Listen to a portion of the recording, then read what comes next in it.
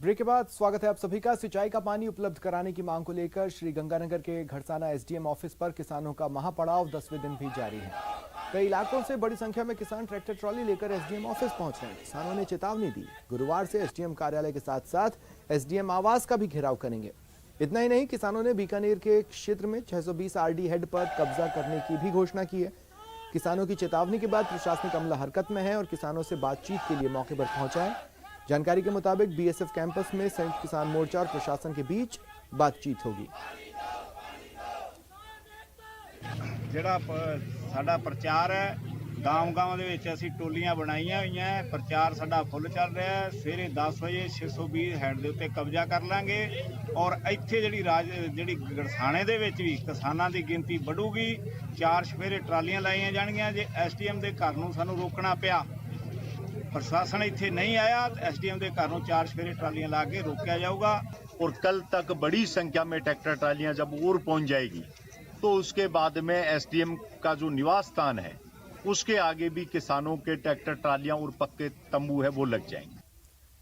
खरीफ की फसल की बुआई का समय आ गया है, लेकिन मार्केट में डीएपी खाद की किल्लत है। खाद के लिए लाइन लगी है और अब मुख्यमंत्री अशोक गहलोत ने पीएम मोदी को खत लिख डीएपी खाद की उपलब्धता बढ़ाने की अपील की। डिमांड है हाई, लाइन लगी है भाई।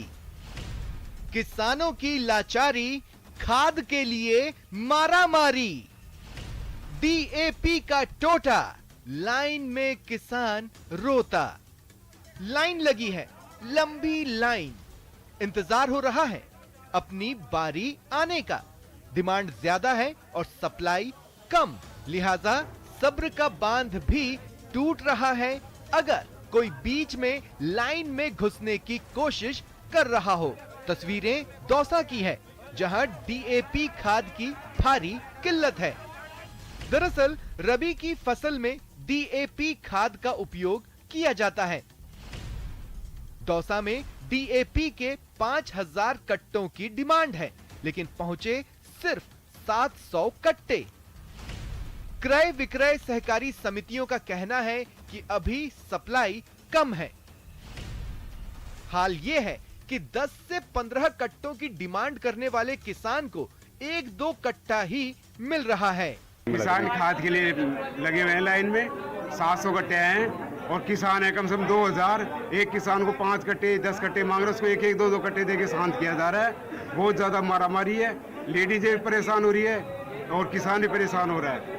जिसको 20 कट्टे, जिसको बेचारे को 1 कट्टा मिल रहा है। क्या वजह है? 5000 कट्टे मांगे थे, उनको 700 कट्टे मिले। कहाँ से?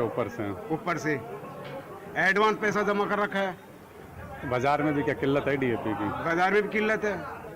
जो जानकार आदमी है उनको खाद मिल रहा है और जो किसान है उनको खाद नहीं मिल रहा है।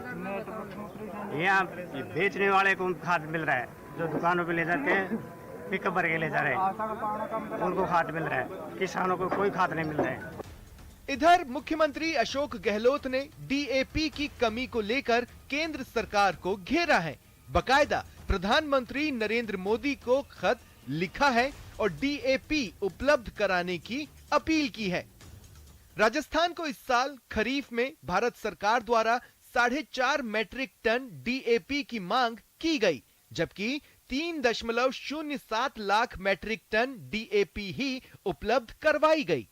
राज्य द्वारा अक्टूबर माह में 1.5 लाख मैट्रिक टन डीएपी की मांग की गई, लेकिन भारत सरकार ने मात्र 67,890 मैट्रिक टन डीएपी ही आवंटित की। इससे राज्य में डीएपी की कमी हो गई है। राज्य में इस वर्ष लगभग 50 लाख हेक्टेयर क्षेत्र में चना और सरसों की बुआई होना अपेक्षित है।